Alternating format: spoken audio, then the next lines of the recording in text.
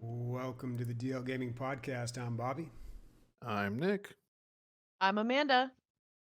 And I barely got here on time. There's been so much going on.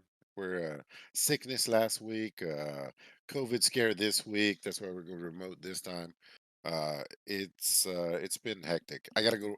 I just got home from work. I'm still covered in dust, and I'm going right back after this. So it's been busy. But I did play a lot of video games this week, so that's a good thing.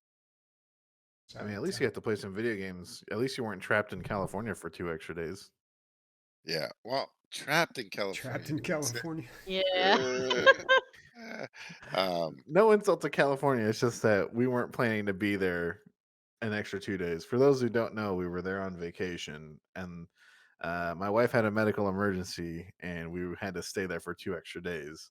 And so, when you're on vacation and you don't plan to stay on vacation, it's definitely a lot. It's really awkward.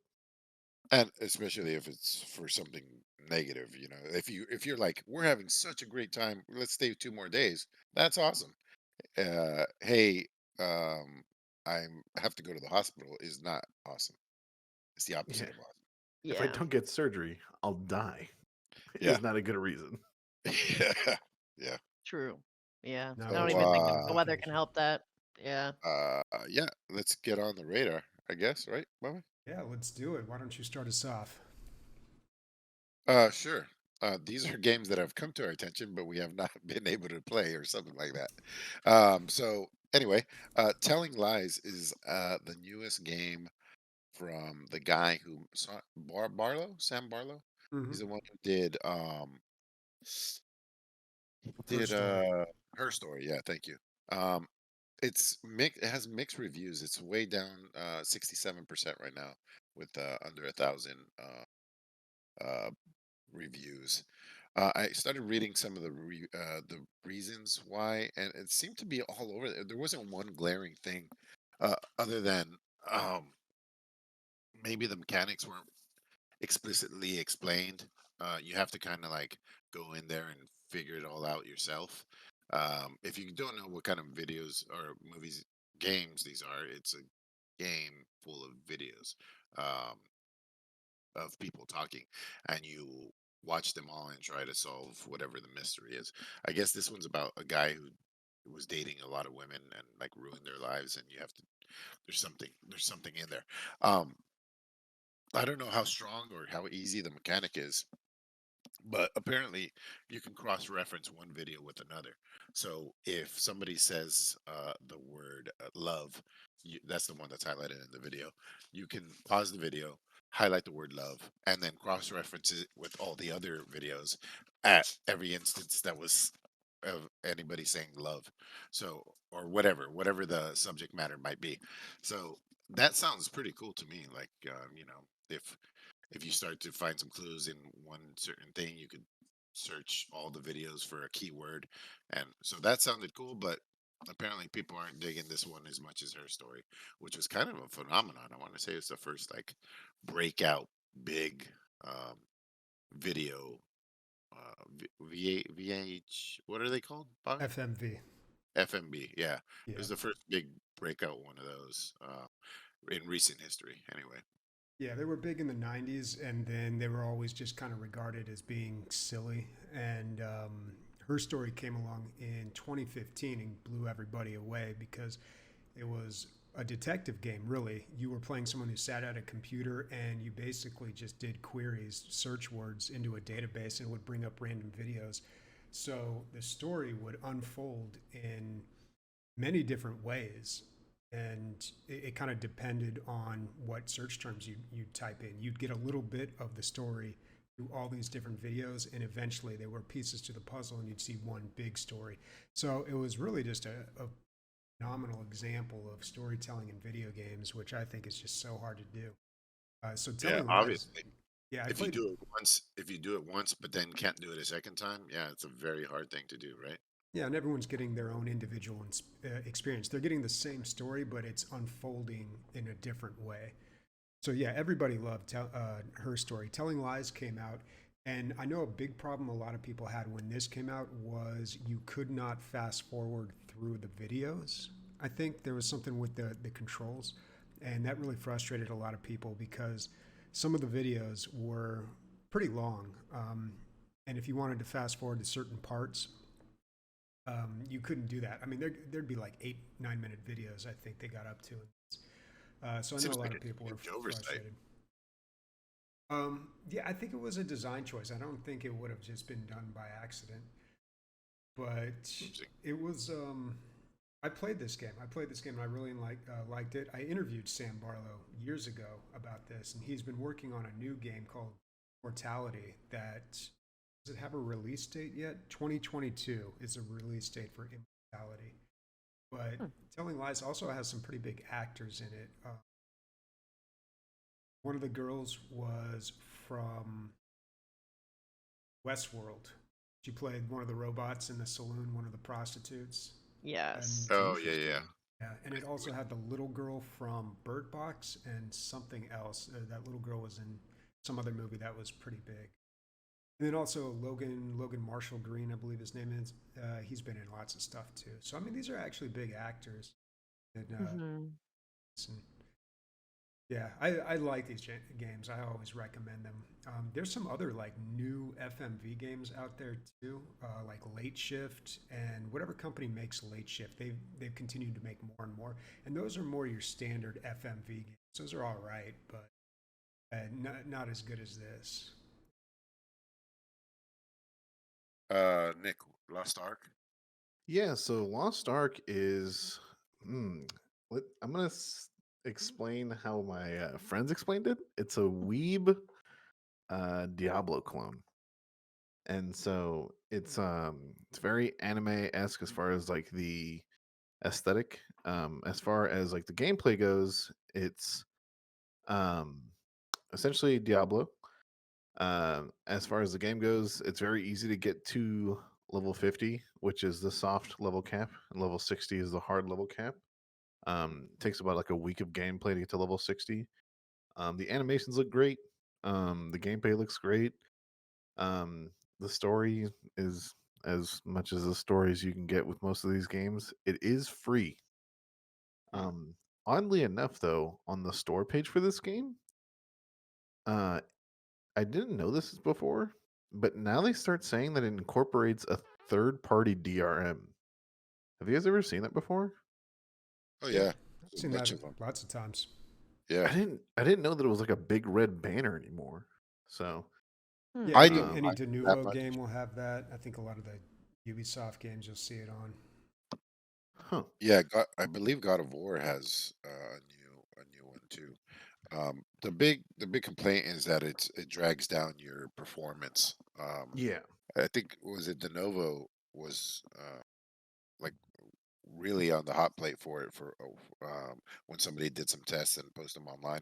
But that was years ago. I'm sure they've Well, what like happened was usually you can, I mean, you can benchmark a game, but what happened was the company that developed the game messed up, and there were for a very short period of time two versions of a game out there, one with Lenovo, one without, so people were able to run parallel benchmarks. I can't remember which game that was. This is about 3 years ago, but there's never been an opportunity to like benchmark exact same version of a game, but one with de novo and one without to really see what the impact was.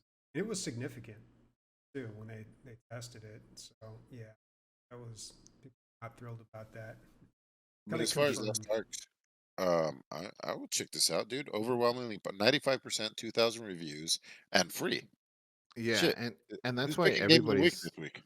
everybody's definitely playing it, and that's why I heard about it. And like the other reason why like it's on my list is that on the top selling right now is all of the founder packs, like Hmm. the things that like because it's free, like what they sell is founder packs, which are like the loot boxes for like skins and stuff and other things in the game. So yeah, it's like they're making their money somehow because it's like the top selling shit on on Steam right now.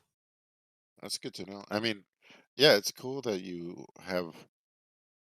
I think that makes it sound even better to me. If people are trying out something free and then actually spending money on top of that, that even gives me more hope for the game. You know what I mean? Yeah. So let's see, They in a founder's pack, this is what you get: 3-day head start. Don't know what that means. 7,000 royal crystals, exclusive mount, pet, and skin, another skin, character expansion slot, founder's title, wallpaper, exclusive structure, 60 resurrection feathers, 50,000 silvers, a whole bunch of stuff. It looks like currency, cosmetics, and I don't know what that 3-day head And start is. I think it means you get to start the game early. Like the game I think gets it's released early on the access. 11th. Yeah. Well, it's released on this Friday. And so a 3-day head start to me tells me that you're able to play the game tomorrow if you buy Yeah. ahead. Okay. And the expansion slots. That's For more how. characters, right? Yeah. Yeah. Oh, is that what it Mm-hmm. is? Because in Yep. Path of Exile, I think Path of Exile is free, free, free. And I think the only thing they charge you for, I think, is like more bank space. I Yes, think more that's how bank they make space their and more money. inventory space, Oh, right? Yeah. Yep. it Yeah, could it's be. similar to what Oh, the old Republic does, Star Wars: The yeah. Old Republic. Yeah, But I there's a would million really ways to check it out. monetize those games, but you're making money off of it. So people are happy about it, not complaining. Yeah. Yeah, I want to check that out. Good pick there, Nick. About time. Yeah, that's a good pick. I'll Um, be checking this out myself. I think I'll preload the game. Kingdoms Reborn. Yeah, so Kingdoms Reborn is a city builder. Reminds me very much, of course, as with other city builders in a sense of Age of Empires, but you get to grow your kingdom through eras, just kind of like Age of Empires, but it's overwhelmingly positive recently and still like a 90% positive rate out of 3,300 reviews. It looks nice. It has a $20 price tag, but it seems like you can play with your friends either as a co-op, as I'm not sure the extent of that though. Like I wonder if that's going to be with quests or you just build up together against computers like you would Age of Empires. But I don't know. I like this. I like the design of it, and it seems like it would be fun. Price is right, and it has penguins. How can you possibly go wrong? Exactly. It's the first city builder I've ever seen with penguins. Yeah, but how are the penguin physics? That's right. Well, we had the beaver one First it was already. To beavers, now survive, it's yeah, penguins. um, exactly. not You're to building a zoo. not so you guys think that it's about penguins. I just saw happened to see some penguins on the shore. It's not a penguin game. I'm gonna go over these games a lot. I listened to the podcast, the one you guys did. Actually, I watched it live, and it is rough, man, not knowing what game we're talking about. Like, obviously, we say it at the top, but we just got to say it at the top and the bottom. So I'll take care of it. And I know that, like, I try to go down the list, but that doesn't really help. So I'm going to try to hit it at the very end. So far, we've done Telling Lies, Lost Ark, and the last one Amanda just talked about was Kingdoms Kingdoms Reborn. Reborn. Uh, so somebody put this on the Discord. And you can too. You can go to Discord and put things on the radar, and then we pick them out and we talk about them. It's almost like you're on the podcast, but not as cool. Um, By the so way, it go ahead. was to interject, it was Captain Gummy that posted it. Township And Tale. so it's of Kingdoms Reborn Oh, is gotcha, what gotcha. Captain Gummy posted. Yeah, and it's an 8-player multiplayer, so maybe future game night. Yeah, for sure. Or the Lost Ark too, being free. Agreed. Those are great. Those are great for game nights. So a Township Tale. So somebody put this on Discord as well, and some investment company gave these guys some crazy amount of money. I forgot what it was, like $14 million, based on what they had made so far. And they thought it was really promising. So I was like, okay, if they thought it was that cool, let me look into it, see what it is. So it's a VR game where you have no legs, but that's not the whole thing. They just haven't put the legs in the game yet, or Oh, or maybe they just like couldn't get them to look normal in VR, since people teleport around or wherever they move. So anyway, um, and you build a town. So it's all like there's not a whole lot of magic or anything like that. You have a town to build. So you have like hunters, warriors. I don't know what the warriors are fighting. There's smiths, miners, like, a lot of menial work, carpenters, and you're working together. And I think it's a persistent town. So it's a city builder in a completely different facet. You're the actual citizens that are doing all the grunt labor.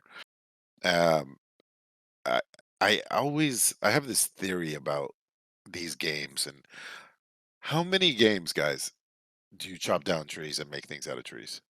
Like It's therapy, Emilio. like 50%? I don't know, some crazy amount. It's insane. So I'm many. surprised I'm surprised the in between round for Street Fighter where you used to break the car. I'm sure there's not a tree chopping fucking scene there now.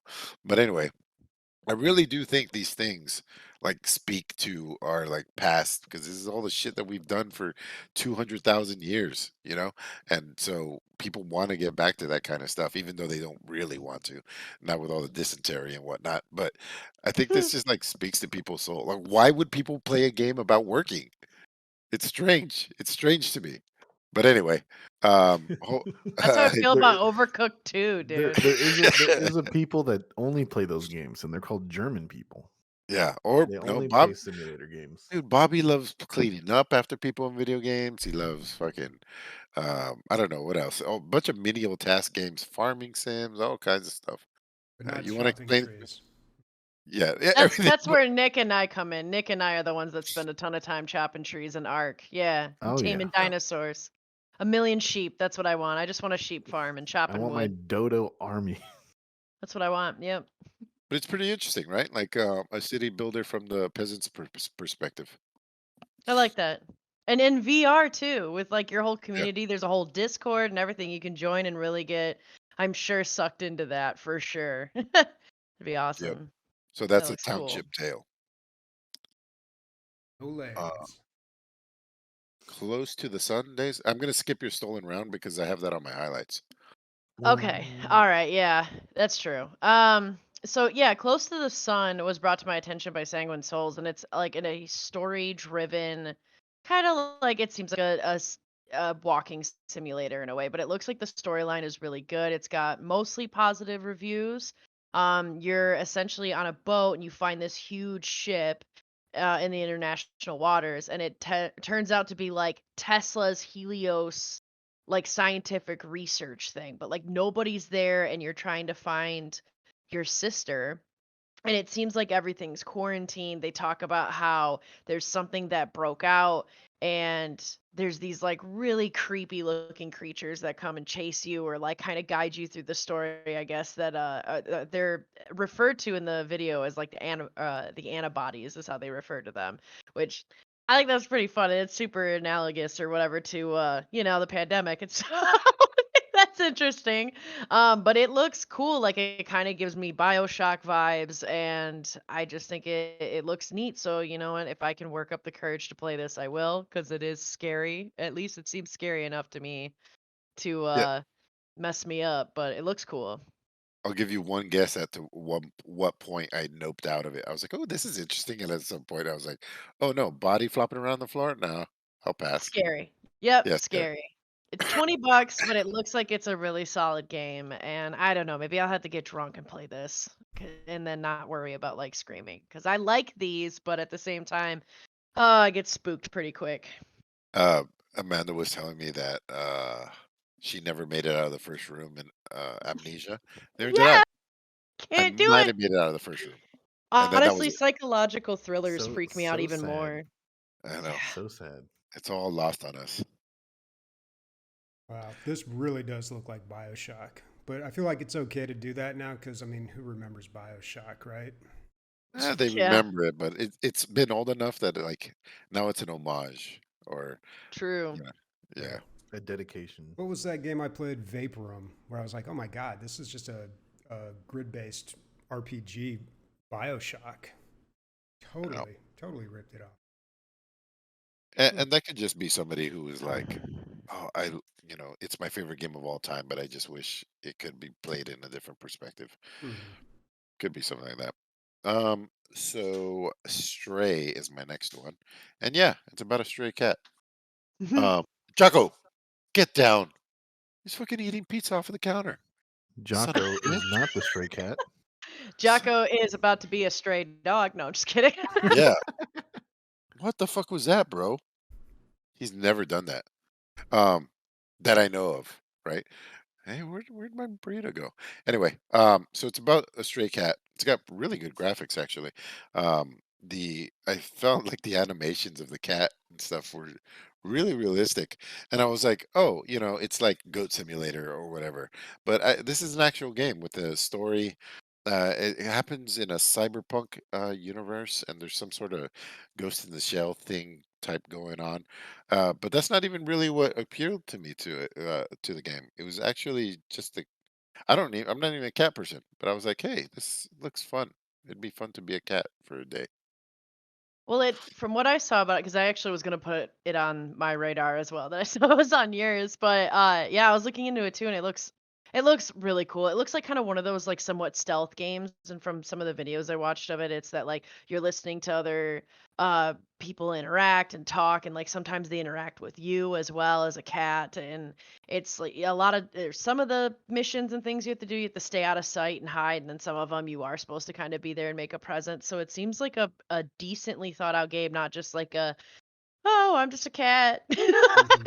Yeah, It looks cool. I'm definitely interested in this which is myself. what Goat Simulator is, right? Oh, I'm just a goat. Hmm. I'm pretty sure that's what it is. Well, I I mean, think that's just like for the it's like a memes. sandbox. Yeah, Yeah, it's for the memes, dude. Let's launch a goat into the air off of a telephone pole. not a ton of information about this. Planned release is 2022, and that's it, pretty much. That's all you got. No price yet. So there was a game called Cat Simulator that came out a while ago. I don't know if it ever made it out of early access, but it was trying to be Goat Simulator, I think, but it was just nowhere near as good. But I always felt like that was just an untapped market because you look at like YouTube and cats get a bazillion views, and yet there's no game that really capitalizes on that, like people's fascination with cats. It just seems Yeah, like it seems so easy. it I does. agree. It's I feel it's like a like lot of us own cats too. I mean, I own Speaking of, two. Amelia owns two. Bobby, you I can think, hates cats. No, no, I he love likes cats. cats. Yeah. He likes coming cats. around. He's coming around. And it, It Uh, was a cat so I clicked on scratching the a cat. developer. They've actually made a bunch of stuff. So that we know about. They made 12 minutes. Nick, you played that, right? Um, Yes, I love that they game. It is awesome. yeah, It has Willem Dafoe they in it. made The Outer Wilds. What Remains of Edith Finch. I oh, love that's that such game. a good Yeah, game. it's fucking great. Journey. Yeah, they have some good stuff under the belt here. So yeah, looking forward to this next one. Where we at? So that's Stray, about a stray cat. A little on Hmm. the nose there. Yeah. But So what do we got next, Bobby? I think. Oh, sorry. Go ahead. Oh no, go ahead. I was gonna say, I mean, we could easily lead into on the radar into the highlight, and you can tell me a bit of how Stolen Realm was, Emilio. It's fucking great. It's so good. So it's in multiplayer co-op RPG. Um, that takes all of the complexity out of like D&D and all that stuff. It's the most ground down to just the fun aspect of it that I've ever played. Like there's a little town hub, and then you go on a mission, and then you load in whatever skills you want. You don't have any skills that you don't load yourself. So you know what each one of them does. And then you everybody on your team, it was me and John. We played for probably 2 hours, 3 hours. Um you take your turn. It's tactical turn based. So we all decide what we want to do, and then that happens, and then the bad guys take their turn. But I don't have to wait for John. He doesn't have to wait for me. We just do what we're gonna do. But there's a lot of communication between us too, like um, just little things. But none of it was complex. It was like, let's take out the guy on the right first. He looks like the most scary one. Or let's take out the ads first. Or I'll be like, oh, let's get the guys around you so you could do your cleave, and then I'll try to do my AOE on the same thing. So we're talking and we're being tactical, but even even the tactician part of us is it's just so easy. It's just like a couple clicks and it's just all done. There's no heavy story. There's no, and then the loot isn't like Borderlands where you're getting all these guns. You have to take time to look at your loot. Like the loot is, once in a while you'll get one thing and you check it out, and so it's just all streamlined to keep it moving and keep it going at a nice pace. And there's not a lot of stopping. There's not a lot of having to explain anything. You just play the game and you play. I keep saying it's D&D and fast forward. Um, it's That's just awesome. That's I what don't want to D&D say dumbed needs. down. Yeah, I don't want to say it's dumbed down. It's just streamlined, streamlined to the nth degree. It's a minimalist D&D, and for people that don't have a lot of time, it's fucking great. I had That's a really, really good time with this.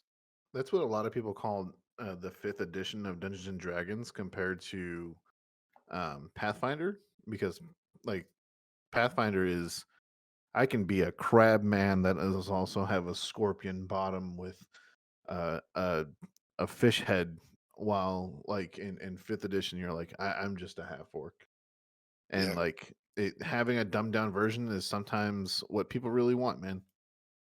yeah. So If you front load too many rules, and I saw this with even board games at DLG Con, like if you just hit somebody with like way too many rules up front, like a laundry list of rules, it's got to be somewhat digestible, unless Mhm. um, you and those people have already been playing for games together for years, mhm. something like No, that. yeah, or like I had that issue with playing Settlers of Catan. Like if you have no idea how to play it, like or if your guide sucks, aka me, like the game's not fun at all. And if that's one of the game that just has a fuck ton of rules. And yeah, man. So it's 6-player co-op, so we can get a ton of people doing this, and I assume it scales. I mean, we didn't have to go into a 2-player dungeon. It knew what we wanted to do. It does when you up the difficulty. It also ups the rewards, and I always like that about games. Don't just up the difficulty me and let me find my happy place. Like, no, l- give me more risk, and I'll take more rewards. You know. So yeah, it's at an 82, 89 right now. Um, it's early access. It wasn't perfect. There's tiny, tiny little bugs in it, but nothing that stopped us. I just love the accessibility, love the streamliness, and yeah, it's Divinity without having to create your character for the sixth time. You know what I mean? Hmm. And multi-classing, you just go to the other class and pick one of their skills. That's how easy multi-class is. That's it. 2 clicks. That's nice. That's not bad at all. That's Yeah, it's pretty a good awesome. thing Yeah. it's a fast paced game because if you have 6 people playing co op, that'd be so annoying having to wait for 5 people to take their Oh, turns. How you good to true. go? Yeah. And then there's little things where like, you have to talk to each other because, I'm playing a ranger, and if I only get to shoot one arrow, and John's just fucking, the warrior, so it's slicing through all these people. If I shoot my arrow at the guy that he's intending to kill, I lost my shot. Like that's not efficient at all. So we're just constant in communication um, every turn, but it's fun. We're solving the problem together. It really looks, the graphics really look like the game that Nick and I have been playing For um, the king. for the For the King. king. Yeah. Yeah, it's got that really blocky, polygonal um, visual Um, style in the Somebody environment and the put it characters. together. I read a review. It said Divinity Original Sin plus For the King plus Slay the Spire. The reason Slay the Spire is because every time you pass a level, you get like that branching path, and you get to see what's going to happen in those. So you could take a challenge, you could take a mystery, you could take an event, you could take a shop, um, and then you pick. But from the beginning, you can kind of see what branching path you want to take. So in that way, it's very Slay the Spire. Hmm. Yeah, what's not to like? Good shit. That was Stolen Nice. Realm. So I got my new monitor in today, like literally 2 hours ago. I was very quickly trying to set it up so we could do this podcast remotely, and I still have a few more things to configure on it. Um, but it was supposed to That's be the here on Friday. that's the box right behind us, right? Yeah, you can see I still have the box back there. I pulled Yeah. it out of the box. First thing I did was hook it up and do a pixel test before I even set it up. So I have my monitors stacked. I have like a custom stand, and I have one monitor below in front of my face and then another one up top. And it's actually kind of a pain to set those up, which is why it took me so long. But before I even did that, did the pixel test, everything looked good. Everything seems to be okay. I got lucky on that end because, it's just so, talked about this last week. It's a roll of the dice when you're buying a monitor sometimes. Um, but it's nice. I mean, this is my first ultra wide. The curve is very weird. It's a subtle curve too. I think they rate these. Um, I think the lower the or the higher the number, the less the curve. So this is like a 3400 or something like that. I can't quite remember. It's a subtle curve, but it is kind of weird. It's a lot of space. I mean, that's nice. I haven't loaded up any games on it yet. We'll see how that goes. But the real reason I settled on this monitor, I got the ASUS ROG, um, the 349C, the XG 349C. Like anyone wants to hear model numbers, It's but always like it's like a Scrabble game every time you buy shit now. It's never like the Asus Razorback. It's now like the Asus VG 103 XXR. You're like, all right. got a bunch of silly names. But the reason I went with this, so I mean, I had some criteria, right? I wanted to get a 1440p monitor. I wanted at least 144 hertz.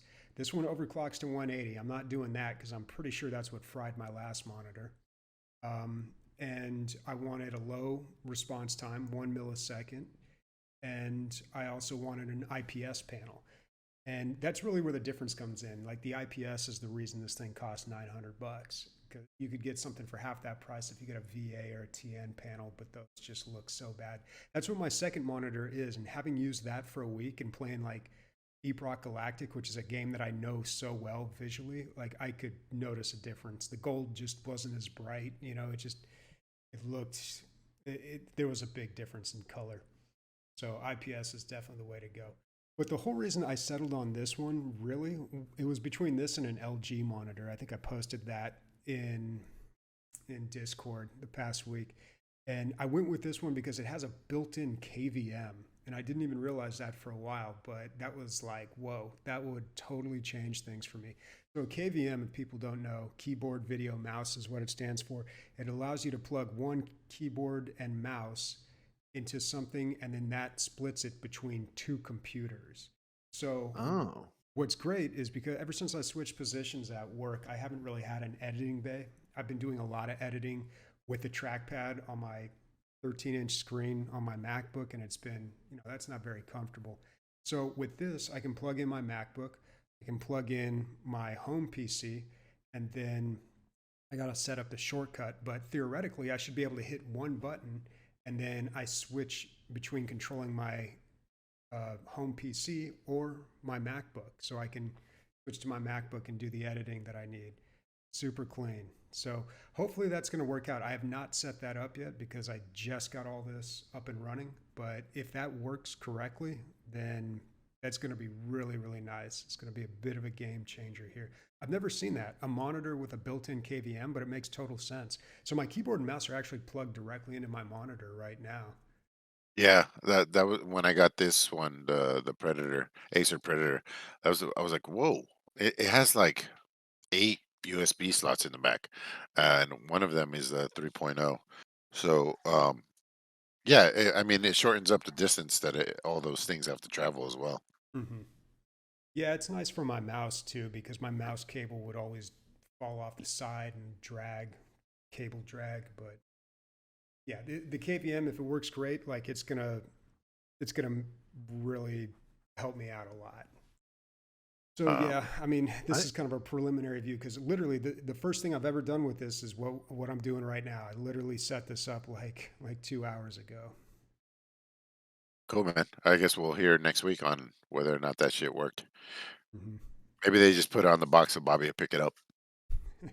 Maybe. I I didn't mean, even they know don't that have a. existed. I had to search through their FAQs to find some documentation on how to set it up because it's not very clear on how they do that. A normal KVN is super easy. Like it shows you where to plug everything in, and there's just a button that switches in between them. But on a monitor, I'm not sure how exactly that works. Plus, by next week I'll be able to talk about gaming on it as well. We'll see how that goes. I'm really interested to see how.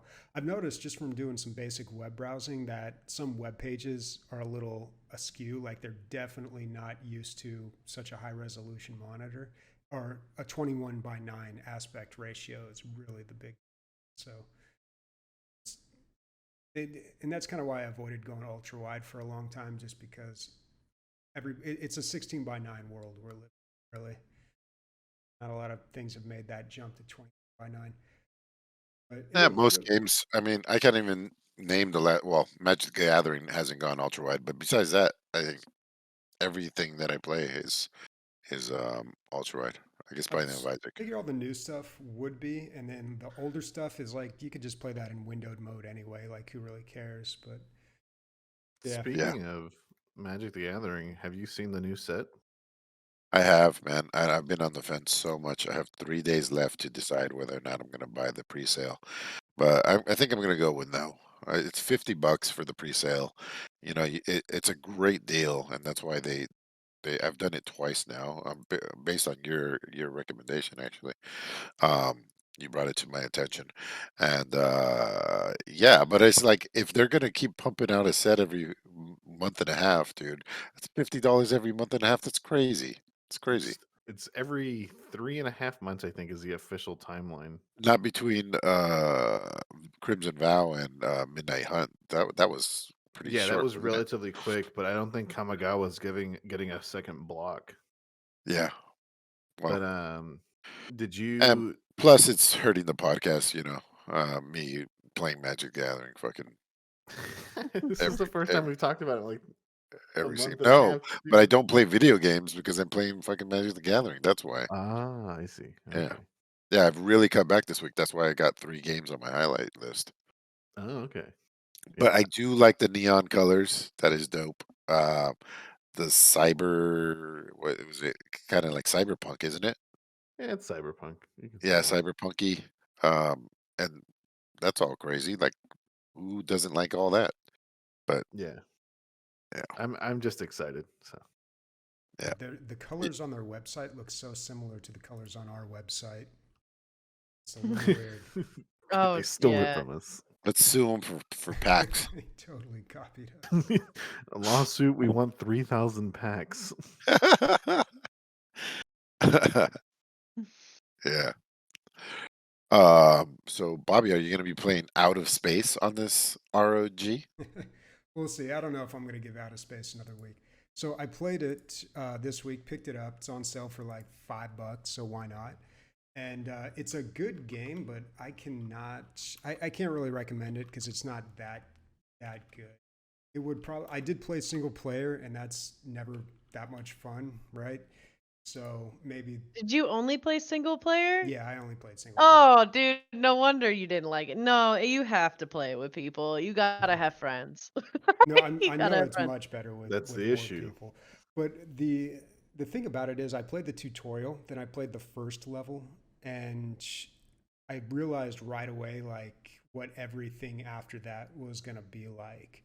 Yeah, so you're like building a spaceship and you're laying equipment and stuff around. It's kind of they they talk about it like your roommates in living quarters, but it doesn't really feel like that.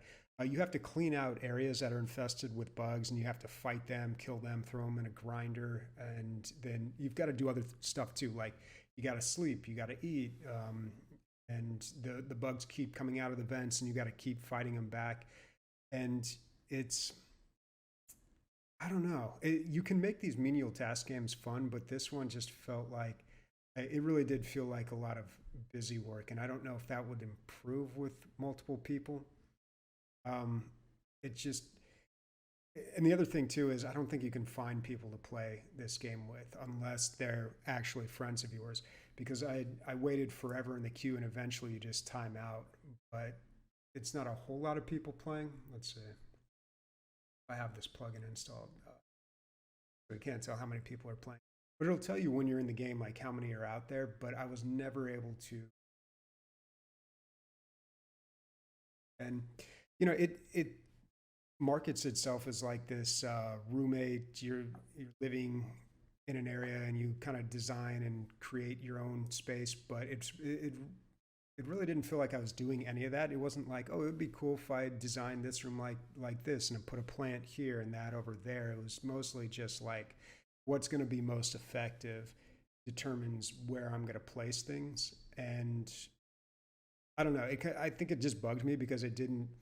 You have to place items on like these little electrical panels so they get powered, and sometimes they'd be blocking doors. So like the feng shui is just all off. It just didn't look right. It didn't look pretty, and it bugged You me. I didn't was like, I get want the to. color of the floors. That's what it really was, right? You couldn't get the color of the floors black enough. Yeah, that. Well, you could get carpets. You could get carpets in this and cover up the whole floor, so you could change that. But it didn't really feel like you were playing with like a dollhouse, and designing your own living space. It didn't have any feeling like that. Like Space Base DF9 or some of these other games where you're like building a base or a home. It all felt just kind of like, well, I'm going to put this here. And as soon as you clean the last room and get rid of all the infection, the level's over. So like everything you've done in the place is just gone. You don't really continue on, and there's like a hard objective at the end. You achieve it, and then boom, level's over. So you don't really get like in Ark, you would spend a lot of time building your house, and it becomes your home, and you become attached to it. There's none of that in this game. Yeah. So, Bobby, would you say that it's lacking fun choy? Fun choice. Oh, Jesus Christ. Jesus. I mean, I would. I don't necessarily agree with you, Bobby. And I mean, I feel like it's well worth $5. It's like I definitely recommend it for $5. I don't. Yeah. It's to me, it's much more like Overcooked and Overcooked 2 than it is like The Sims. Like it's gonna be a lot more of like, yeah, finishing these tasks, and it definitely is easier and, in my opinion, much more fun with people. Because somebody always ends up kind of being the captain or working together to like execute these tasks and stuff. But they make it. I'm assuming they make it harder because I still found it difficult even when there was like 4 of us. Well, when Yeah. I don't know about multiplayer, but when you beat a level, the next level is basically the same thing, but a bigger space. There's more room, but Yes. you also unlock different kinds of enemies as you go along. So some enemies are immune to being hit with the mop, and some of them wake up when you throw water on them or this or that. So there's a little variation, but I don't know. Yeah, I am 100% sure it's better when you play with people. So I would love to play with people, but I don't think I'd play this on my own. Yeah, Bobby, it's like you came and reviewed fucking Disco what- Elysium, and you don't like to read. no. It's like you're reviewing Overcooked and you haven't played multiplayer. You know what I mean? Yeah, but I don't know. I think Overcooked really relies on people assuming certain roles and working together in tandem. I don't know how this one would really play out with more people. Like okay, I'm like the guy who's gonna fight or something. I don't know. I guess you That's could. how it was to me. Yeah, like I remember one of the levels I was pretty much just on mop duty. I just went running around with the mop, and that's everything that I took care of. Like it's you fill those roles. You end up naturally doing that with like a team that's going to work together. I'm watching Bobby try to balance this out in his head. He's like, the game requires people, but I don't like people. No, I love So I love co-op games. I just couldn't find any to play with. I mean, I haven't been playing at times where I can meet up with a lot of people on Discord, but it sucks when you got a co-op game that doesn't have a big community, because it's That's just you true. can't get into. And I've never seen that where it's just like you time out of waiting in a queue. Like, and it wasn't like super long. It was maybe 5 minutes or something. I'd sit in the queue and then it just said timed out. I'd queue up again, time out again. So I thought that was just very strange. Hmm. yeah. So Bobby, you didn't pick up Dying Light 2. I did not, and I kind of forgot that that came out, even though commercials have been running for it on TV and people have been talking about it on Discord. I played a little bit of Ready or Not, but not enough to really talk about it. But I still have to get into that game. So yeah, Dying Light 2. Did anybody play that? Yeah, I It's played on. it quite a I bit. bought it. I haven't played it yet. I literally just went through like 10 minutes of the first scene, and that's it. Um, so yeah, the reviews have been kind of all over the place. I would say it kind of ultimately landed like at a 82 or somewhere around there. Um, I enjoy it. I don't see any glaring problems with it. I found you got to pay through like an hour of story before you get into the open world, the real game, which it was fine. The story's just kind of like a lot of tropey stuff that I've all seen before, but I'm not playing Dying Light for the story, and I'm surprised that a lot of people are or pretend to act um get angry when the story and Dying Light. It's a zombie game. Like how when's the last time we got a good story? Fucking Walking Dead was the last time we got a good story in a zombie Carl. film, you know what I mean? But anyway, once the real game starts, that's when it all the memories came back from Dying Light 1. You know, the the tension that never lets up. You just know around the corner there's just fucking anything can happen at any time. And I'm always on edge when I'm playing this, and then it's it's kind of embarrassing, but like there's a day night cycle, and at night is when the real motherfuckers come out. It's almost like Disneyland during the day compared to night, and you start hearing the night ones before this the sundown. So anyway, I was like, oh, I better get to bed, right? Because it's getting dark. So I get there, and it's like then I look at the clock, and it's 25 minutes till fucking night, and I'm like, I'm already. It won't even let me go to 25 sleep. a real war. Yeah, yeah. Like, just let me lay down. Just let me lay down, but like, I don't want to deal with that shit at all. I since then I have been caught out a few times, and it hasn't been as bad. But I think it's because I'm at the beginning, and it's kind of weaning me into the terror. Um, I have seen some glitchy animations, some especially when I'm playing co-op. I mean, it rubber bands like a motherfucker. I think the netcode has a lot to be has a lot to be desired, but you can play, and it doesn't seem to affect the gameplay at all. When you're playing with other people, sure, it looks like they're over there, but uh, it's all working out between you guys. Like we had no problems like killing the same thing or anything like that. It just looks weird. He looks like he's jumping all around, but it does work out. Um, Besides that, the music seems that it's played on broken instruments, like on purpose. It may, uh, the whole time I was just like, this music just seems weird. It's off, and I It's think weird. that's even more to Jarring. like. It's also trying to give you this idea of like things aren't right. It's unsettling. The music's unsettling. It's trying to push this unsettling feeling throughout the game. Um, and then also the architecture. When we played the first game, it's all blocks. It's just like blocks, everything's square. I forget where it is, Brazil or something, right? It's just like concrete blocks. Houses. Here, there's a lot of curves and weird shaped shingles and stuff. It's not like a tradition like all platforms are. It's just a weird shaped city too. So um getting used to that one, it takes a little bit. It's taking a little bit more, but I like it. I'm having a good time with it. I'm going to continue to play it. I'm not here for the story. I'm here for the co-op and the jump scares and stuff. So I'm having a good time. Yeah, I can recommend it. $60 is a lot of money, but I feel like if you don't play it while it's popular, you're not gonna get the. Then you're gonna be playing fucking Out of Space by yourself, basically. Hmm. Yeah, I'd agree with that to a certain extent. Like I would think that when it goes on sale, I would recommend it. But I am here for the story. I did like Dying Light's story, the first one.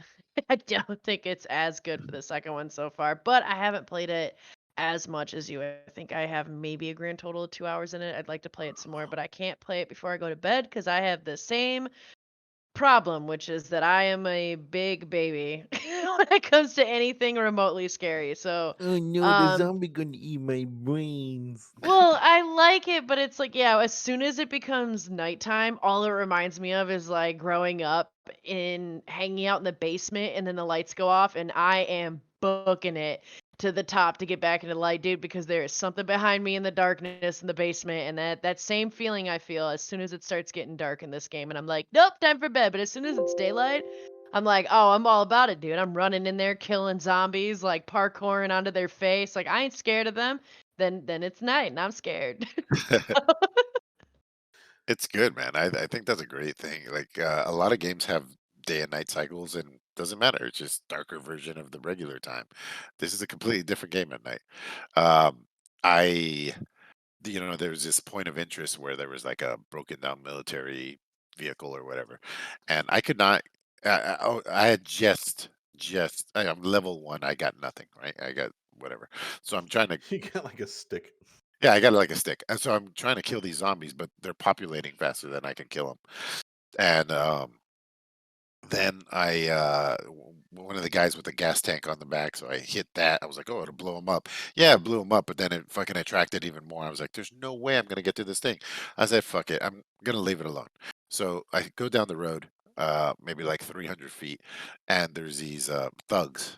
They're like beating up some guy, and um, I was like, oh, I'll beat them up. And soon to find out I couldn't beat them either, because one of them has a siren, and he starts like doing this siren thing, making this siren noise, and then all their buddies came, and I was like, oh, fucking, make lemons out of lemonade.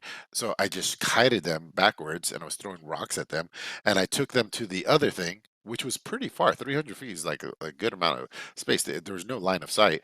I bring them all the way over there. I got a gang fight, and I climb up the thing, and I just watch the gang fight work out until there's one or two left. Go down, kill them, and get all the spoils. It was great, and I'm glad that the game allowed me to do that.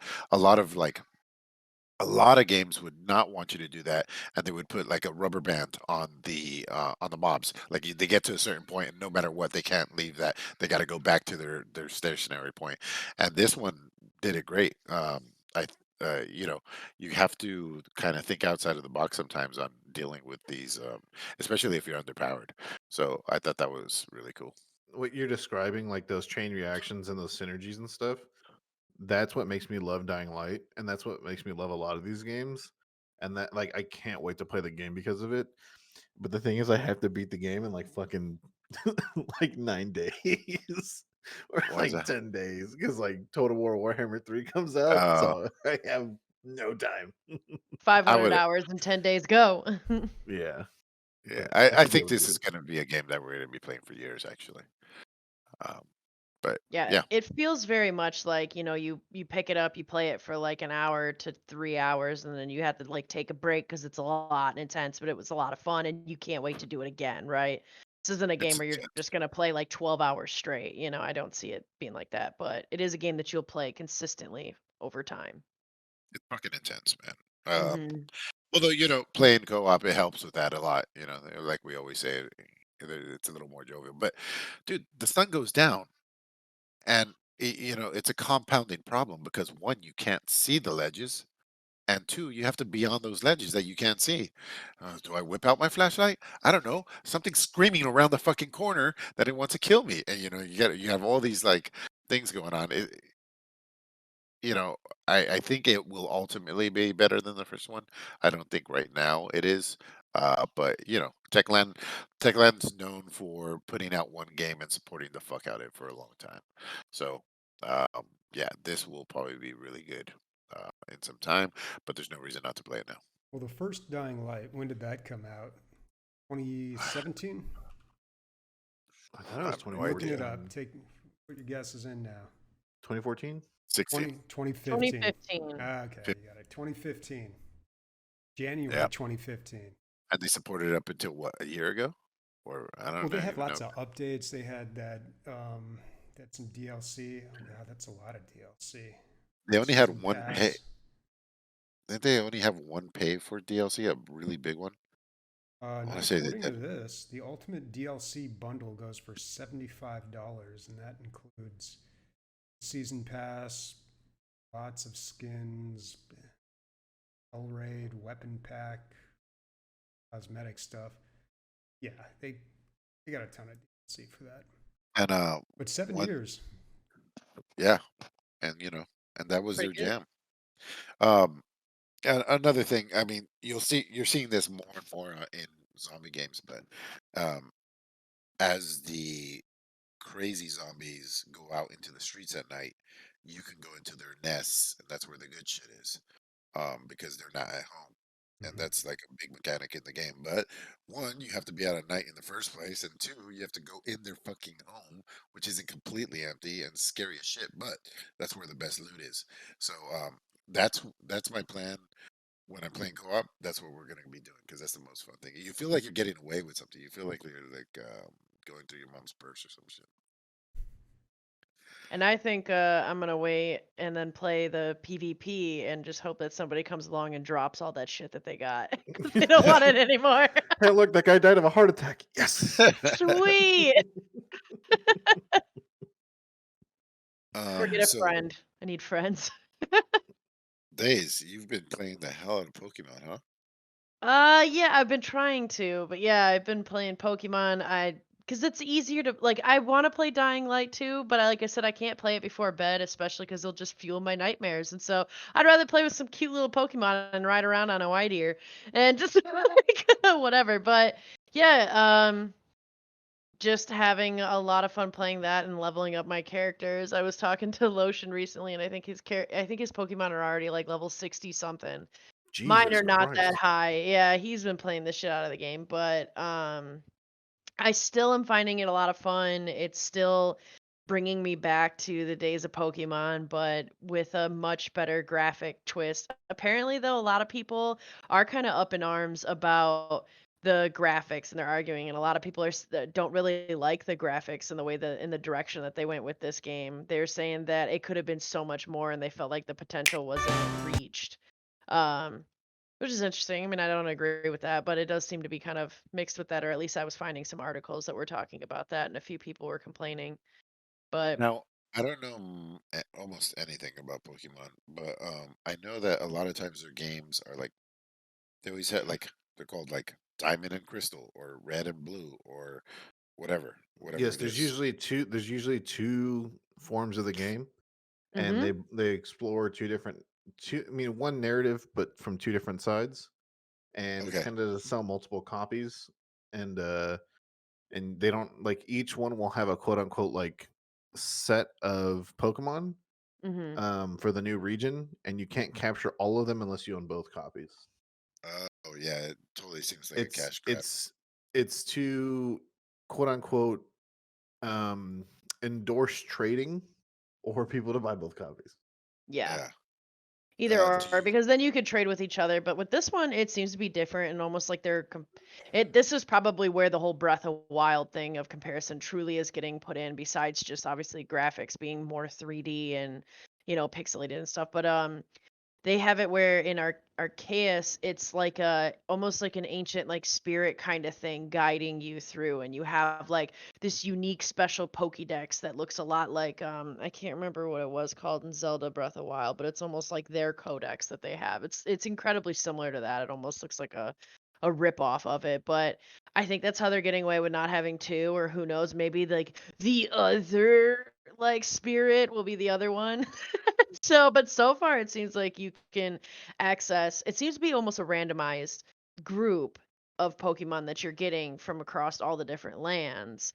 Um, but it's not all of them because they also too want to encourage trading, and that's their whole multiplayer stick is that you get different stuff. Like apparently I have a wide ear and like I don't think Lotion does because you get like a riding Pokemon kind of first.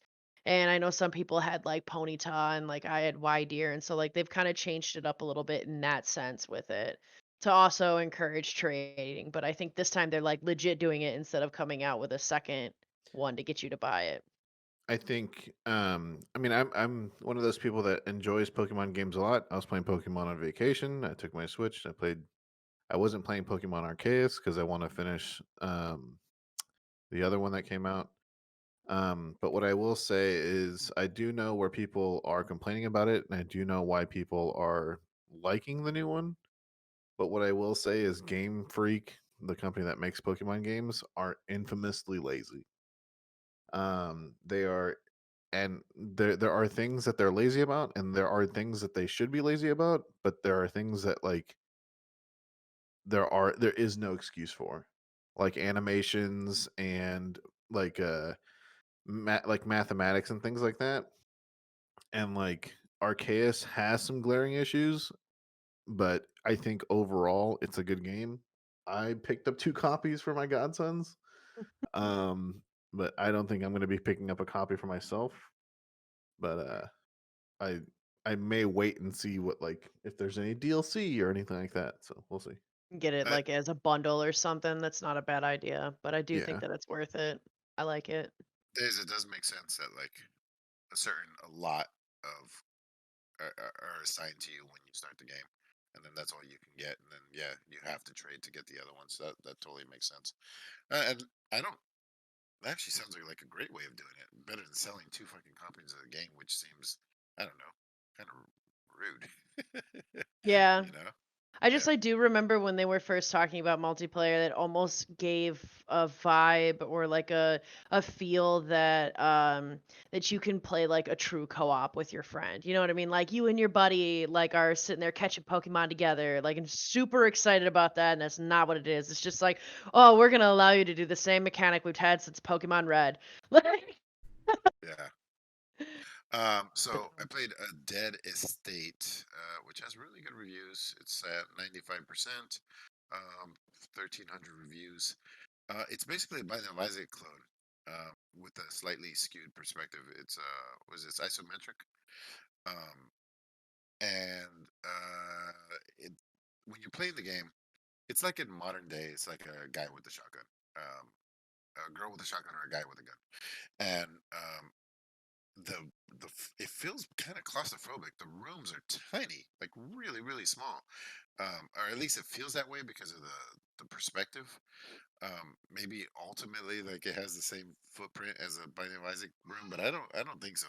It's really cramped. There is not a lot of room, so the action happens really fast. Either it's you or them, and within 30 seconds the fight's over. Some Binding of Isaac rooms you could be in there forever, especially early on, and it's something hard to hit. You could just be there fucking forever. But in this, they're like constantly coming at you. And then there's furniture and like little things in the room that make the room even smaller.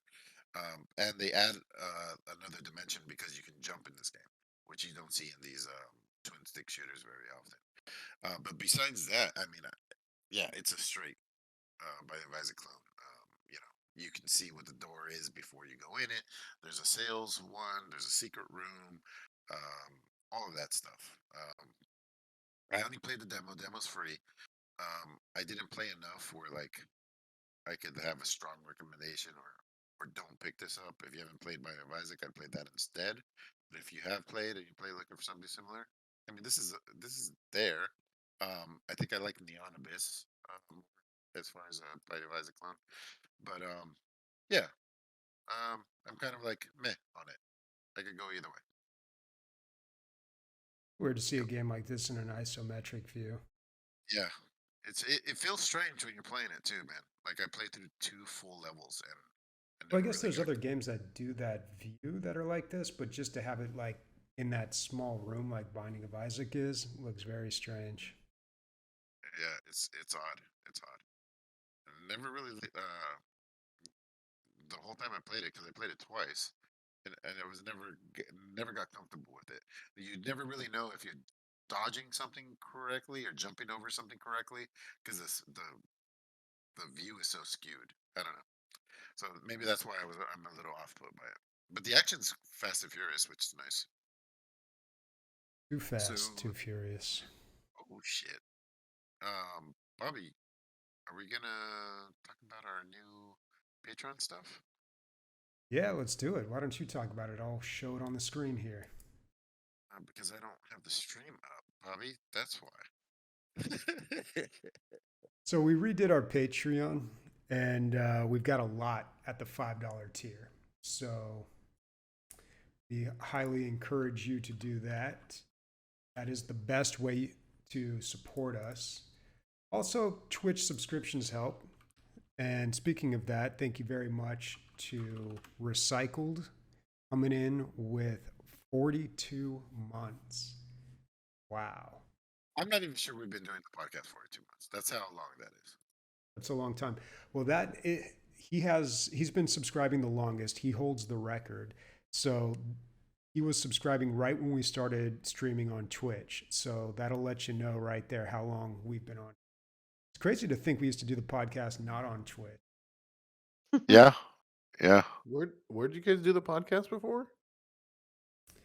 For a Either while, his house or yeah, we did it all over the place, but for a while we were doing it on Discord. We just opened up a Discord channel and people would jump in and just listen to us. They couldn't see us, but they would listen to us. yeah. And then for a That's while there, we were like we had kind of like a live video editor, kind of like what um Christian does, but like way more involved. And so at the end of the recording, we'd almost have something that was like YouTube ready right away. I mean, this is too, but it was like more, it looked more because we weren't also doing it live. So, but yeah, we've done all kinds of different iterations. And this one's One the most lazy and it feels great. one thing I do wanna ask too is that if you guys could also subscribe to our YouTube channel, that would also get us more sponsorships and deals to get us early access to new games and stuff, so we can make review videos. So yeah, that'd be awesome. Thank you. Yep. What do we got at the $5 tier, Bob? Trying to bring that up here. Okay. Hold on. Well, Yeah. I will talk about bagels. What are your guys' favorite bagels? Dude, oh man. Okay, so first off, we ain't got no good bagels in Georgia. Second of all, when I went to California, my mom's like, "Go to Noah's Bagels," and I'm like, "All right." They have Asiago jalapeno bagels, Mm. and you can have them twice toasted, and they're so good. That's so specific, dude. Twice toasted. I said, you know how Mhm. fancy? You just came off as a bagel snob, man. And I am, And he but goes to here's the thing: Starbucks you and gotta has like the long list of ingredients that he wants. 2 shots of this, not this, add it with this. Dude, Yeah. you gotta get it with strawberry Oh my God, he does cream have. cheese. Dude, it's Uh, so good. I sound like a fucking terrible No, person, but it's so I'm good. I'm almost the opposite of that. Well, I guess I like an everything bagel with just plain cream cheese. It's just it. everything. I mean, that has a lot on it. That's why I was like, yeah, it would be a plain bagel with plain cream cheese, which is probably what Bobby likes, right? Yeah, probably. Bagels, yeah, I don't know. I like all sorts of bagels. Okay, so our Patreon is not updated yet, apparently. We've still got to do that. So tune in next week and we'll share the updates. Great. Trust me, it's a lot, guys. Trust us. But it's going to be good.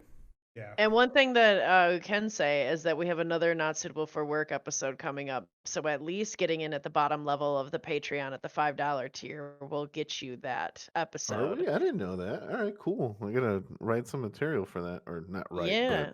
but I gotta come up with some stories for that. Well, Or Yeah. some questions. people, If you've got some people will questions, be you coming can up with join us. Oh, sorry. Who's gonna be hosting that one? Is it gonna be Diddy again? We don't know yet, but there will be a channel up in our Discord soon where you can post questions for that.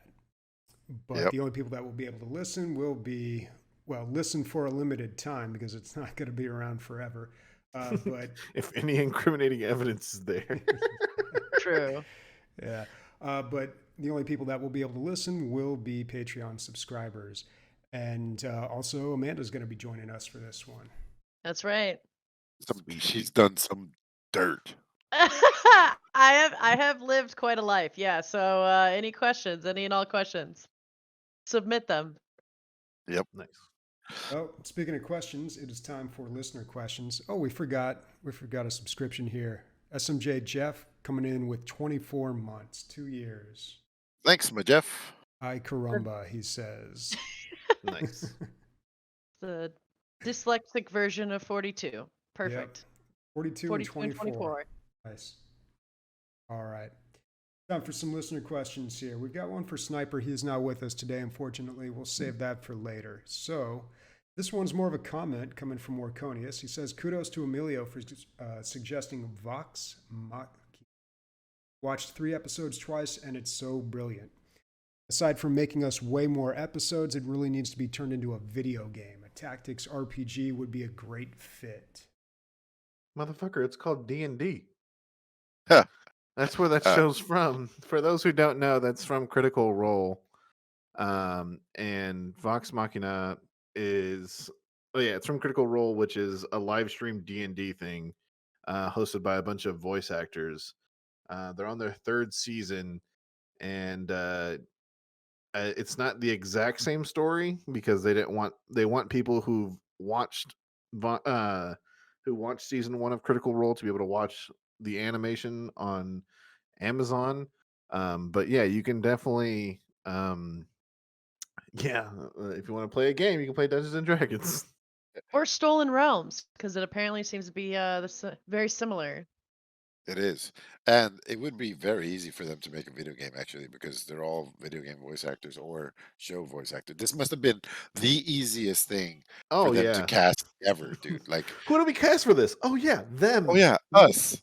And then but what's interesting is Matt Mercer, there's the whatever, 7 people that are on the show. And then the DM. And the DM does like 200 voices. Like he does everybody they ever meet, as a DM does, right? But in the show, they actually had to cast those people. But all they did was call all their voiceover buddies. So that was easy.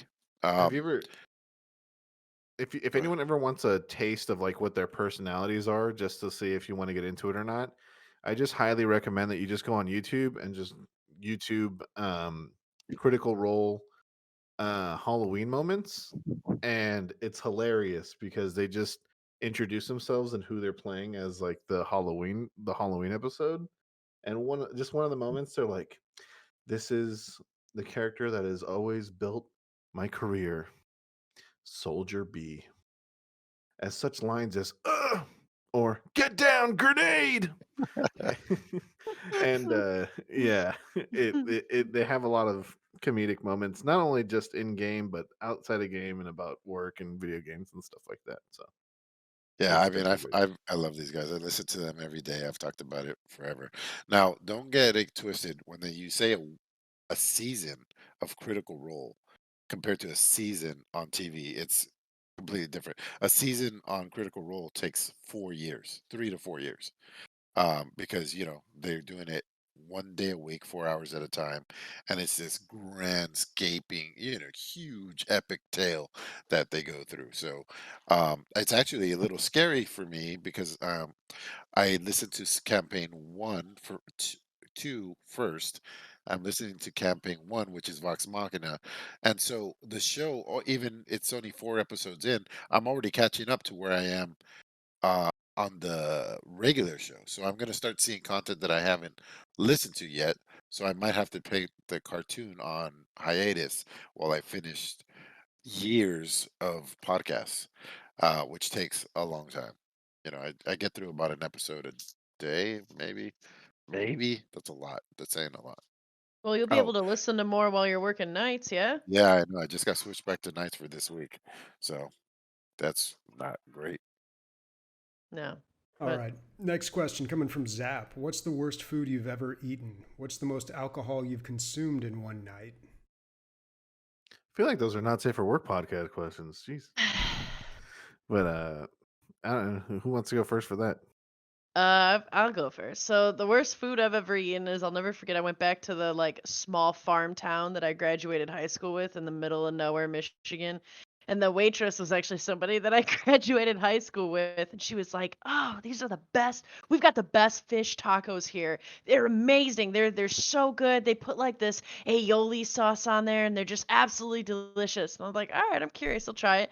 Like, no, it was fucking bad. It was it tasted so bad. It was it tasted still frozen. And I was like, "Oh man, it had no I don't know, it had no seasoning, and it was just it was gross."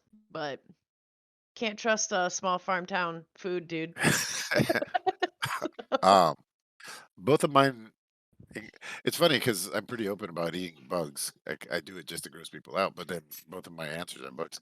Um, I one time, I don't know what. Are, do you guys leave pizza out like No. after? You get, No, No. that's okay. Not. is it a I'm not Mexican gonna. I'm thing? not trying to sound racist. That's a Mexican thing, dude. Yeah, it's a Mexican thing. Yeah. Checks Just, out. It. My girlfriend does that. yeah, it Yeah. checks out.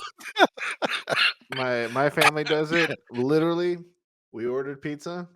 Both times we ordered pizza, we left it out. I go, Mexican thing. Yeah, Every time, dude.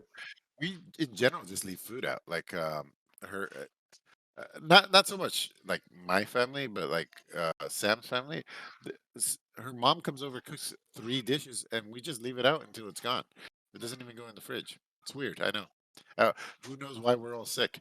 Anyway, um, so we left pizza out. Thank you. We left pizza out. This is when I was a kid, and it was a cold and rainy, stormy night. And in the middle of the night, I go to, I'm up, I'm drinking water or whatever, and I was like, oh yeah, there's pizza. So I go and I bite into the pizza. It was covered in slugs, and I had bit through one. It was disgusting. I threw up. It was bad. I mean, a slug, guys, a slug. God. Does it get Yuck. worse? Oh Does man, it how get were you worse? able to eat pizza after that? That would scar Oh, me. dude, I have Uh, like I could. I don't have any hangups with food. I can eat the same food every single day and never get sick of it. It just doesn't happen to me. Or also, I'll throw up on something and eat it the next day. Like last weekend, this will say how much I drank 24 Trulies, guys. 24. I I've never, because I'm not a beer drinker, so I've never said like I drank a 12 pack of beer or drank a case of beer. I It's basically the same thing, right? So I drank a case of beer. It just happened like I wasn't paying attention. We were just hanging out and nobody else was drinking them. Next thing I know, they're gone and I'm throwing up in the sink like a goddamn high schooler. Anyway, it was terrible. And the other nasty thing I ate was when I was in Thailand. I was again eating bugs to like gross people out, and I ate this giant fried scorpion, like like big, about the size of a sponge, I guess, a big. And I ate it, and it was like whatever. And then some girls ran up to me and they're like, "Hey, did you just eat a scorpion?" I was like, "Yeah." They're like, "Hey, if we buy it again, will you eat again?" And I was like, "Yeah." And then somehow halfway through the second one, where I'm like, "This is when I decide that this is a mistake. Like this is when my stomach says no more." So I start retching in the middle of Kosan Road, which is the uh, and people watching it. I'm just looking for any kind of corner to throw this shit out. But I powered through, but it's rough. It was rough. I threw up in my mouth a little bit, more than oh, once. man, that's disgusting. That's Yeah, so fucking gross, dude. yeah, yeah. All I can say is my Uh-oh. We And lost Well, he froze. There he did I freeze? yeah. Okay, my bad. Mine was a Jack in the Box chicken sandwich. And I got no problem with chicken sandwiches. I got no problem with like chicken patties, right? And this thing essentially was still frozen, and the mayonnaise was like essentially like cake frosting, and it smelled so fucking bad, dude. And then even just one bite gave me food poisoning. Like I was throwing up. I was like, I didn't go to school for 3 days. Like it was just all bad. And I remember because I bit into it. I was gonna go to my friend's house to play Marvel vs. Capcom. I get there and I just start to sweat. I just start to sweat, and I'm like, I need to shit. Just let me shit. And I go in there, dude, and my shit's black, and it's just all liquid. And I call my mom, and I'm like, I gotta go home now. I gotta go home now. And she's like, I just dropped you off.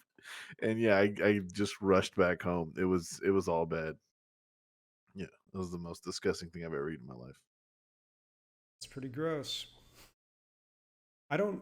I didn't actually eat this food, but is a good story anyway. So back when I was working at a school site and I was teaching the video production class, these kids were working on a video where I don't know, this was probably like 2015 or something. And what was really hot was all these like challenges videos, you know?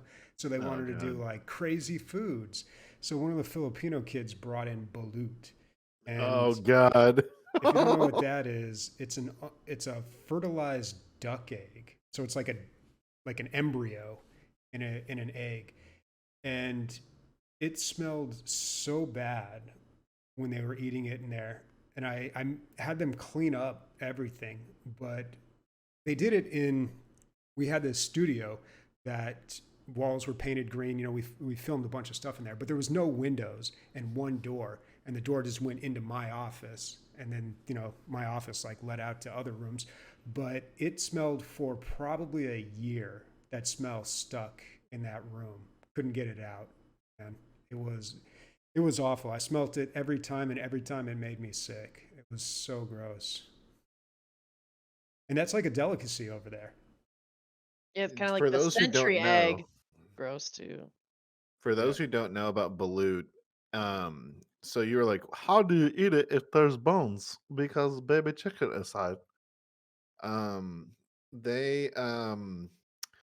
the baby chicken or like the chicken in general, actually the bones aren't solidified, so they're like slightly chewy. And I'm not gonna lie, it's pretty fucking tasty. I've actually eaten it. Most of the time in America, when you find balut, uh, it's it's chicken eggs, but if it's duck egg, it's extra stanky. Um, I Well, I, I grew up with a Filipino best friend, and so yeah, I know about the stank, and I know about Yeah. Just to eat it in a balut. well ventilated area is what I'm saying. Like, I don't think it tasted as bad as it smelled. I didn't taste it, but it just, it lingered, stung the nostrils. I like durian, dude. Nick, Durian when you smells like trash, but tastes like sweet garlic. Nick, when you were explaining the sensation of bones in your mouth, Days looked so disappointed. And not just like with you, but like with humans and culture and just in general. I have it, an it expressive face. it's one of those moments where it's like, come on, fool, what are you stupid? Like, what are you, little girl? Eat it. And I'm just like, and I ate it. And I'm like a 12-year-old kid surrounded by a bunch of Filipino people, and they're just like, you're becoming a man today. But it One was of really good. us. All right, so the most alcohol consumed in one night. I have a few. I'm trying to remember. That's always the hard part, right? When you've consumed the most alcohol in one night. How do Sometimes you you don't remember? remember that night. Yeah. um, I think there was like a college party that I went to one time, where we were celebrating Margaritaville, and I definitely blacked out starting at like 5 p.m. and didn't go to bed until of almost 5 a.m. I don't really know what happened. I know I woke up with a whole bunch of scratches on my like knees, so I know I fell a bunch, but I made it home and I was fine and just wandering through the alleys of Detroit, hammered, super safe. I made it. So can you? Like, You so have an angel on your shoulder, dude. it's what? You have an angel on your shoulder. Yeah, for real. No, I had good friends too though. Oh, that's Like good. I think we all went home like hammered and stuff. It's just yeah, I don't necessarily remember too much other than ripping off. I mean, when I woke up, I had no sheets, nothing. Everything it looked like a tornado went through my room, so I definitely struggled finding my bed, I think. But so, I don't know, don't do that anymore. So, not going for a high score of alcohol consumed. What about you guys? The most I've ever drank was 12 Bud Lights in one night, and then half of a bottle of vodka, and it was Stoli, and then half of a bottle of um Tres Generaciones, and then that was not a good time because we mixed everything with grenadine because we didn't know how to fucking drink, and so we were putting grenadine in beer. We were putting grenadine in with vodka and tequila, and that was the night that I did a vomit backflip and landed in my own puke. And my friends, I'm pretty sure, saw my dick that day because I woke up with not the same underwear I put on that night. So yeah, that's the vomit backflip story. I woke up, there was vomit on the ceiling. Hey, But on the uh, ceiling. word to the wise here, dude. It wasn't the grenadine that was the problem, dude. Dude, I'll If never anything, forget it was the vomit. my friends telling me about the story because like I've never blacked out my life except for that one, and from that point on, I never really drank that much ever again. Like I never want to drink that much, and actually, I don't really drink that often anymore. Anyways, like I probably drink once a week, and if I do, it's pretty sparingly. It's only when I play D&D. Um, and it's like they were like, we knew something was wrong when we saw the cat literally sprint across the fucking floor, and we just heard the loudest thud in the world, and the whole house shook. And we're not gonna say it was your 284-pound ass hitting the floor, but we think it was. And we're like, thanks, man. Had to be a fly in the world. Well, I guess I'd get covered in vomit. Yeah. You're not even Yeah. safe on the ceiling either. That's the sad part. Hide Yeah. under the couch. Bobby, you want to hide your answer behind a paywall? Yeah, I don't really have any good stories about large amounts of alcohol I consumed. I don't know. It wasn't. You talking about what Yeah, all the time? Listening. yeah. I don't know. Yeah, I can't really tell any stories without getting into the the NSFW. I don't want to step on any material that possibly used for that. So It's good. subscribe to We that gave him, Patreon. yeah, we gave him R3 for free. Everything's else behind that paywall, buddy. I want the real dirt. You gotta pay. Yeah. All right, what's next? All right. Rabbit asks, "What's the most frustrated you've ever got playing a game?" Um, Damn, I have this one. Losing my save file for Mass Effect being 70% of the way through the game. Mass Effect 2. That's a tough one. And I was on a perfect run. It was, I'm sorry, not Mass Effect. Dead Space 2. I was on a perfect run where it's the difficulty where you can't die, and if you beat it without dying, and you only get 3 saves, you get the foam finger, and you get the achievement. And I wanted to perfect that game, and I lost the save, and I like legitimately cried. I was like 15. I was like, all that work gone. What happened? How'd you lose the save? I think it's because my dumb ass used to turn off the PlayStation by hitting the switch in the back of it, and so I think I just fucked up the hard drive. And because you just do that all the time. You're like, oh, my mom's like, dinner's ready, so snap. And every now and then, I'd be like, oh, hard drive recovery, and I didn't know what that meant. I was just dumbass teenager, and so yeah, Worst I part about was. that story, dude, is you probably thought you were cool. 'Cause like, oh, I use the switch that nobody else uses, or some shit. Why would you be using that switch? I have no clue, man. I have no clue. You know what it was? My mom would yell at me for quote unquote leaving the PlayStation on because if you left the PlayStation with the switch on, it would have the little standby light because it would be on standby mode. And she's like, "Turn your fucking PlayStation off." I'm like, all right, whatever." So that's how I just turn it off. I would never just put it in fucking Yeah, on standby mode. You know how my that all mom is. makes sense. Sounds like your mom. Yeah. Yeah. My nephew, your brother, uh, hit the reset button when I was on the last level of Super Mario. I never beat Super Mario Brothers. I would always get lost in the maze at the end before Bowser. I know there was like some sort of down, up, down, or something like that, right, Bobby?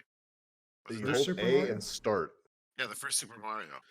Like you would, I think the you would have to go through the cave in a certain way, otherwise it would flip over and start again.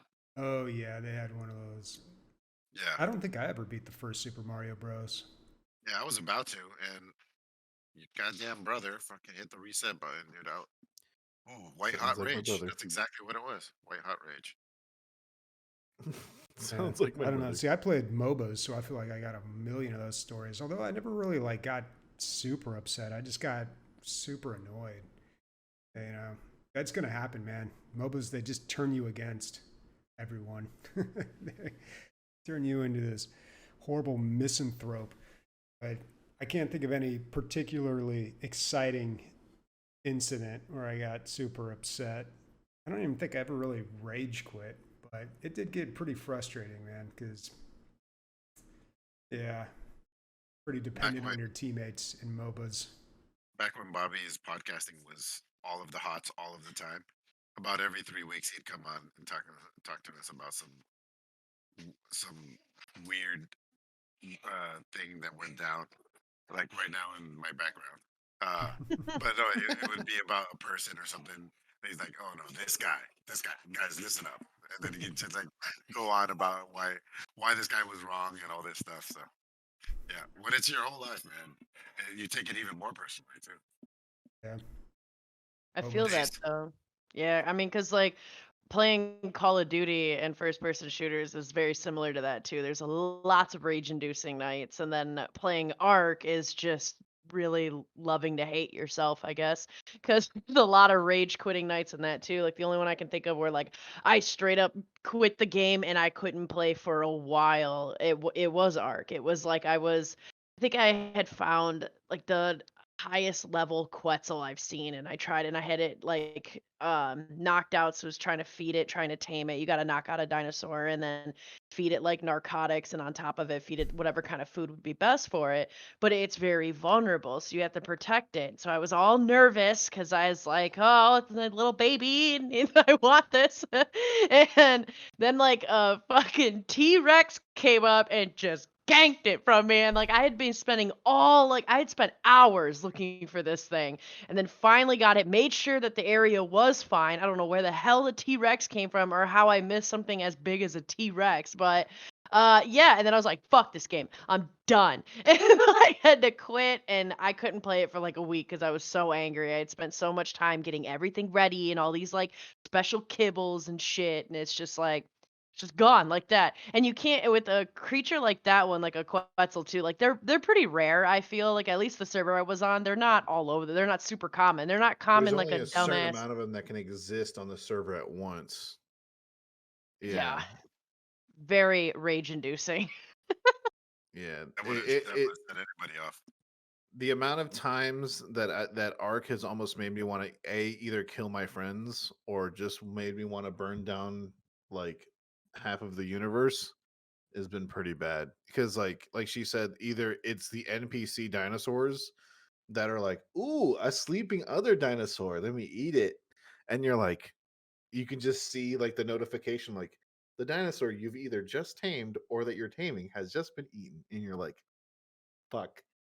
Like all Or the you time. grow so attached to one because you'll spend all this time, like, taking care of it, building it up, making it strong, and then, like, you log off for a little bit. And when you log back on, you're like, where is it? And you check the log and it had died. And especially if it died from something stupid, then it's like, bro, that's so much work. Like, just gone. Oh, hate None of that. these stories make me want to play this. No, the It's worth game it. is amazing. It's worth it. We'll be right back. We'll Uh, both be Just there for just Arc make 2. sure just make sure you play with cricket so he just shows up with like 18 fucking dragons and you're like, oh, okay. Or Yeah. SOCOM. He's another game breaker. Yeah.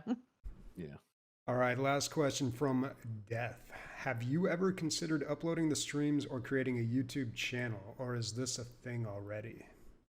It is a thing already. And I mean, anybody and everybody that watches this thing definitely does it through the podcast form because one has thousands and the other one has single digits. So, yeah, I don't know what it is. Maybe that we put zero effort. We hit end, and then we just uploaded it straight to YouTube because Yeah, we're so the, adults. the videos on YouTube are just the streams, and we just upload them to there. So you can watch them if you want. We do have other stuff on our YouTube channel. You got to kind of dig around to find it, but I have my old video game movie reviews up there. We've got a few other just random things on our YouTube channel. There's actually some content other than the episodes, but I don't do a whole lot of that. Yeah, so one thing I was gonna talk to you guys about, but I guess I'll just mention it right now, is that when Total War Warhammer 3 comes out, I was gonna make a YouTube video that's about 20 minutes long, and I was gonna title it Deep Dives with DLG. And I'm thinking we should talk about maybe making YouTube videos about games that we like obsess about or really, really like. So yeah, That's a good I was idea, man. and so I know how to edit videos. I was going to edit it and have you guys take a look at it and then upload it. It's not like a time required thing. Um, it's just that I obviously love Warhammer so much that I can't shut the fuck up about it. So why not put all that energy into good and get a video done? So It did good. yeah, I like it. uh, yeah, yeah, I like it too. I think I Yeah, can do. we could always use more content on YouTube. Yep. So who we're kind of messed up because Days selected a game and nobody played it except for her and she hated it, so it was weird. I don't know if she should get another try. I don't know who's up because this week was kind of like unofficially Dying Light. So, I mean, if we're going, I mean, we can't even go clockwise because we're all. What do you What do you want to do, guys? We could do a fresh start. I mean, maybe if we all agree on a game, it sounded like we were kind of interested in Lost Ark, and that's Yeah, I'm down for Lost I'm Ark. down for let's Lost do Ark Lost as Ark. well. Yeah. All right, done deal. All right. Besides that, I think I'll be playing Dying Light this week. What about you guys? I'll be playing Dying Light as well. Oh, and Yep. pick up Stolen Round. If not, maybe look for one in your inbox. I'm maybe sending it over to you because playing this multiplayer. I mean, I want to add more and more people. is that on Uh, Game Pass? Stolen no, Realm. I think it's $20. You know, Okay. it's funny. I had it on my wish list, and I put it into during the lunar sale. I put it into my cart. Kind of a long story, but um, I lost my credit card, so I put in my new credit card so I could buy Dying Light. For some reason, I never cleared my cart, so I accidentally bought Stolen Realm, and I was like, "Oh shit! If I can bought this $20 game for that I'm not gonna play." And then while Dying Light was downloading, I was like, "Hey John, you want to play this?" He's like, "Sure, I'll bite." So we start playing, and then we like didn't even want to play Dying Light. We enjoyed Stolen Realm so much. Gotcha. So Nice. yeah, It is also on sale right now for $16. They're having a promotion until February 20th. Stolen Realm. if yeah, so go buy it, guys. All right. Well, I'll probably be playing some Ready or Not. Hopefully, going to get into that game, and I would love to play with some people in the community. Hopefully, my schedule is going to be back to normal again, and I'll be around on Fridays. So I would love to get into that on Friday night. Also, I might be playing some For the King with Bobby and Leslie again. So now that we're back we in should town, pick that back so up. we gotta pick up our campaign. Yep. Yeah. All right, folks. Nope. All right, everybody. night. Speaking for days, not Chris, Nick, Bobby, and myself. Let's go with let's see, what are we talking about here? Lost titties? Sure. Lost titties. Lost titties. Bye, guys.